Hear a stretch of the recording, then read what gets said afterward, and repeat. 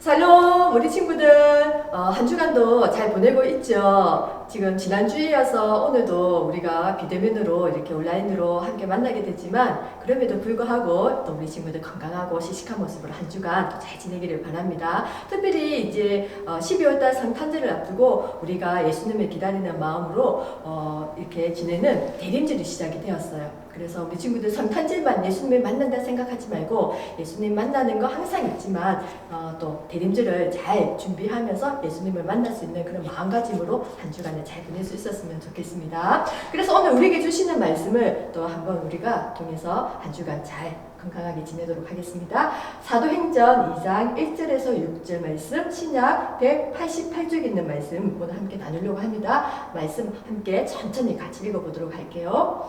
오순절 날이 이미 이르매 그들이 다 같이 한 곳에 모였더니 호련히 하늘로부터 급하고 강한 바람 같은 소리가 있어 그들이 앉은 온 집에 가득하며 마치 불의 혈처럼 갈라지는 것들이 그들에게 보여 각 사람 위에 하나씩 임하여 있더니 그들이 다 성령의 충만함을 받고 성령이 말하게 하심을 따라 다른 언어들로 말하기를 시작하니라.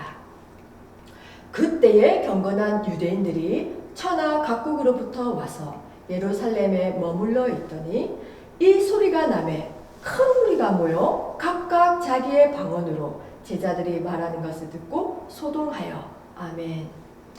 우리 친구들 오늘 우리에게 주시는 말씀을 한번 같이 읽어보도록 할게요. 제목은 성령님을 보내주셨어요. 자, 지난주에 우리가 언제 한번 계속 이야기했던 부분들이 지금 반복되고 있는데 아마 그래서 조금 낯설지 않을 것 같아요. 이스라엘에도 우리나라와 같이 추석이나 설날 같이 지키는 명절들이 있다라고 이야기를 했어요. 여러 가지가 있지만 그 중에서도 반드시 지켜야 되는 절기다 해서 3대 절기라고 했는데 언제 한번 우리가 이 본문을 가지고 이야기를 나눈 적이 있는데 한번 기억을 더듬으면서 한번 생각해 보도록 할게요. 첫 번째가 무엇이냐면 바로 유월절이라고 하는 절기가 있다라고 이야기를 했어요. 그리고 또 하나는 오순절, 그리고 마지막 하나는 초막절이라고 해서 이 세 가지는 이스라엘 사람들이 어디에 있든지 마치 우리나라 설날과 추석을 지키기 위해서 고향에 돌아오는 것처럼 지키는 날이다라는 것을 기억을 했으면 좋겠어요. 특별히 이 유월절기 또 오순절, 초막절 같은 절기에 대해서는 우리가 언제 한번 시간이 되면 더 자세하게 다룰 수 있도록 하고요. 오늘은 이 세 날 중에서 특별히 오순절을 배경으로 하고 있는 말씀이기 때문에 이 오순절이 무엇이냐라고만 한번 간단하게 이야기할게요. 이 오순절은 이 앞에 있는 6월절에서부터 50일째 되는 날을 시작을 해서 오순절이라 이야기를 하고 있고요. 또 특별히 이때는 이제 보리를 수확하는 날이기 때문에 맥추절이라고도 많이 이야기를 하고 있어요. 그래서 오늘 말씀의 배경은 오순절이기 때문에 많은 사람들이 고향으로 돌아오는 날이다라는 걸 기억을 하면서 이제 말씀 한번 나누도록 하겠습니다. 이 사도행전의 말씀 오늘 본문 가운데는 앞절에 무슨 일이 있었냐면 이제 예수님께서 죽으셨지만 부활하셨다라는 이야기가 나와 있어요. 그리고 그 예수님께서 이제 많은 제자들이 보는 가운데서 하나님이 계신 하나님 나라로 이제 올라가시는 승천하시는 장면들을 이제 다루고 있었어요. 그래서 많은 제자들이 예수님이 죽음을 슬퍼했지만 예수님께서 죽은 것이 끝이 아니라 몸으로 다시 부활하시고 그 예수님이 부활하셔서 하늘로 올라가셔서 이제 제자들에게 올라가시기 전에 말씀하신 내용을 생각을 해볼 수 있어요. 그 예수님께서 무엇이라고 말을 했냐면 너희들이 내가 떠나는 것을 슬퍼하지 말고 흩어지지 말고 모두 예루살렘에 모여서 내가 너희들에게 약속하는 성령님이라고 하는 것을 이제 아버지께 말씀드려서 보내줄 텐데 그 성령님을 기다리도록 해라라고 말씀하시고 올라가셨어요.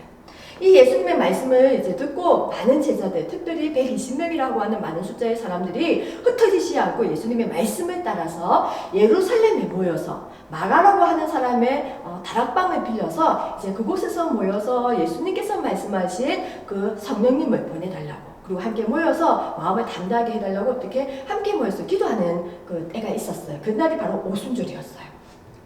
이렇게 기도하고 있는 가운데 어떤 일이 있었냐면 오늘 사도행전 2장 2절과 3절 말씀이면 이런 표현이 있어요. 하늘로부터 급하고 강한 바람 같은 소리가 났다라고 이야기하고 있어요. 그리고 불의 혀처럼 갈라지는 것들이 각 사람의 머리 위에 임하는 것이 있었다라고 표현을 하고 있어요. 바로 이것이 무엇이냐면 성령님의 오심에 대해서 표현을 하고 있었던 거예요. 만약 성령님이 오시는 것이 눈에 보이지 않는 모습으로 왔다면 많은 사람들이 성령님이 오셨는지 안 오셨는지 알 수가 없는 상황인데, 오늘 성경에서는 이 오심에 대해서 바람 같은 소리가 있었고 눈에 보이는 불 같은 현상들이 있었다라고 이제 표현을 하고 있는 거예요. 이렇게 성령님이 오시자 그냥 오신 것으로 끝난 것이 아니라 각 사람들의 마음에 이렇게 가득 찼고 여기에 있는 곳에서도 가득 찼다라는 느낌을 받을 수 있는 그런 임재하신 것을 이제 많은 사람들이 경험을 하게 돼요. 오신 것으로 또 그치는 것이 아니라 오셨네 라고 그친 것이 아니라 놀라운 능력이 나타나는데, 바로 이 사람들이 각각 다른 나라, 지금 뭐라면 뭐 미국 영어를 한다든가 뭐 일본어를 한다든가 중국어를 한다든가 이런 식으로 다른 나라의 언어를 말하기 시작했다라는 능력이 나타났다라는 거예요. 이것이 왜 중요하냐면 이 사람들, 예수님의 제자들은 아무도 지금 말하면 유학을 갔거나 외국에서 살다가 온 사람들이 아무도 없었기 때문에 당연히 외국말을 할 수 있는 형편 상황들이 아니었어요. 그런데 그날은 말을 했다라는 것은 당시에 오순절이 우리나라 추석이나 설날처럼 반드시 고향에 와서 예루살렘에 돌아와서 지켜야 되는 명절이었기 때문에 아까도 이야기했듯이 많은 유대인들이, 앞전에 우리가 지난주에 흩어진 거에 대해서 이야기를 했는데, 그래서 이미 많은 유대인들이 흩어져서 살고 있었어요. 이스라엘을 중심으로, 예루살렘을 중심으로 각 나라에 많이 흩어져 살고 있었던 이 사람들이었기 때문에 유대 이스라엘 땅에 왔을 때도 아마 자기들이 살았던 말에 더 익숙하게 듣기도 하고 쓰기도 했었을 것 같아요. 그런데 이제 자기가 각각 나라에 살았던 많은 곳에 있던 사람들이 와서 보니까 예루살렘이라고 하는, 이스라엘이라고 하는 그 나라의 말 속에서 자기네들이 살았던 그 지역의 말들이 들리기 시작을 하니까 정말 깜짝 놀란 거예요. 특별히 이 사람들이 어떤 사람들인지는 아마 이 사람들도 들었을 것 같아요. 제자들. 이 사람들은 아무도 밖에 나가서 공부한 사람들이 아니었기 때문에, 그런데 예루살렘에 이 사람들이 우리나라 말을 하네? 한바탕 정말 큰 난리, 성경에서는 소동이라고 하지만 아마 큰 난리가 났을 거다라고 우리가 이해할 수 있어요.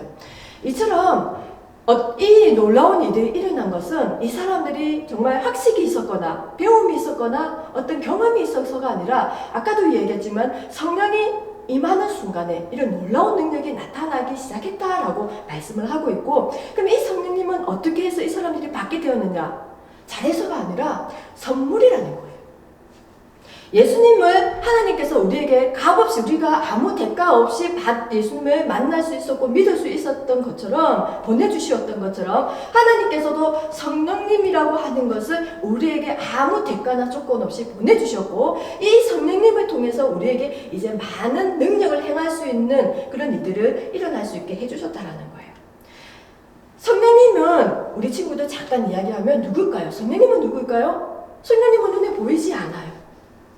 예수님처럼 우리가 눈에 보여서 예수님은 모사할 때 이렇다 저렇다라고 표현할 수 있지만 성령님에 대해서는 말할 수가 없어요. 왜냐하면 눈에 보이지 않는 존재이기 때문에. 그럼에도 불구하고 성령님은 성부 하나님, 성자 예수님 하듯이 성령 하나님, 하나님과 동등하다라고 우리 친구들이 생각할 수가 있어요. 다만 하는 역할이 달라요. 거기에 대해서 우리가 삼위일체라고 이야기를 하는데, 이 부분도 언젠가 우리 친구들과 함께 좀 더 깊이 있게 얘기를 나누어야 되는 부분이기도 하고 중요한 부분이기도 해요. 어쨌든 그래서 이 성령님의 존재는 이제 예수님께서 하나님을 통해서 선물로 우리에게 거저 주셨고, 우리가 이 성령님을 통해서 많은 권능을 받았다라고 이야기를 할 수가 있어요. 그래서 갑자기 내가 공부를 잘하네? 없던 힘이 세워졌네? 이런 것보다 무엇보다 우리가 성령님을 받으면 담대한 마음이 생겨요. 두려운 마음이 없어요. 두렵고 우리를 약하게 만드는, 그래서 예수님 앞에서 우리가 담대하게 나아가셔야 하는 부분을 꺾는 것들, 이 악한 영들에 대해서 이제 성령님께서는 오히려 우리에게 힘을 주시는데, 어떤 분이냐면 마음을 담대하게 하는 부분들이 있다라는 거예요. 성령님이 충만하면 우리가 올해 표처럼 성령의 열매로 우리가 하나님의 성령을 충만하게 받았는지 알 수가 있어요. 9가지 열매. 그러나 그것보다 성령을 받은 증거가 무엇이냐면 예수님에 대해서 담대하게 증거할 수 있는 능력이 생기는 것이 바로 권능을 받은 부분이에요.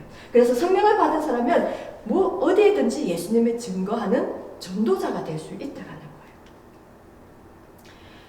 그래서 오늘은 정말 이제 이 성령님이 오신 것을 시작적으로 해서 교회라고 하는 것이 생겨나고 그것이 점점점 더 많은 이들을 감당할 수 있는 초대교회의 시작점이 되었어요. 성령님이 오시지 않았다면 지금의 교회 모습도 아마 형태를 갖춰서 이렇게 진행하기가 어려웠을 거예요. 성령님은 이제 더욱더 하나님, 예수님을 보이지 않지만 그래서 예수님이 없네, 우리 이제 믿지 못하네, 어떻게 하지가 아니라 더욱더 하나님과 예수님께로 가까이 나아갈 수 있도록 우리의 마음을 인도해 주시고 우리의 발걸음을 인도해 주시는 것, 그리고 예수님을 더 증거할 수 있는 능력을 우리에게 심어주시는 것, 이것이 가장 먼저 우리가 그리스도의 성령에 충만한 사람으로서 나타나는 것이고 그게 우리가 함께 행동할 수 있다는 거예요. 그래서 우리 친구들이 오늘 성령님이 오셨어요 하는 이 말씀을 잘 묵상을 하면서 오늘 나에게도 지금 성령님이 오신다면 내가 담대하게 예수님을 증거할 수 있을까? 내가 성령의 열매 9가지 열매를 내 삶 속에서 나타낼 수 있을까?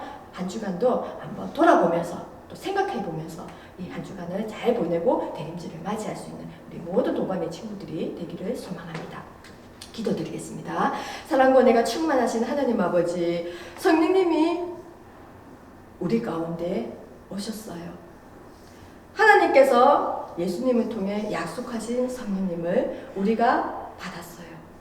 하나님, 이제 이 성령님이 우리 속에 있음으로 말미암아 우리가 더욱더 담대하게 예수님을 증거하고 우리의 삶에 또 성령의 열매를 맺을 수 있을 거라 생각합니다.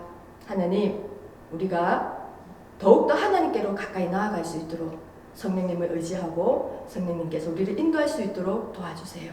한 주간 코로나 때문에 또 추운 날씨 때문에 여러 가지 여건 때문에 우리가 힘들 때가 있지만 이 어려운 상황을 좌절하지 않고 두려워하지 않고 담대한 마음으로 또 살아나갈 수 있는 힘도 우리들에게 허락해 주세요. 다시 만날 때까지 하나님 우리를 지켜주시고 함께해 주시고 동행해 주세요. 예수님의 이름으로 기도드립니다. 아멘.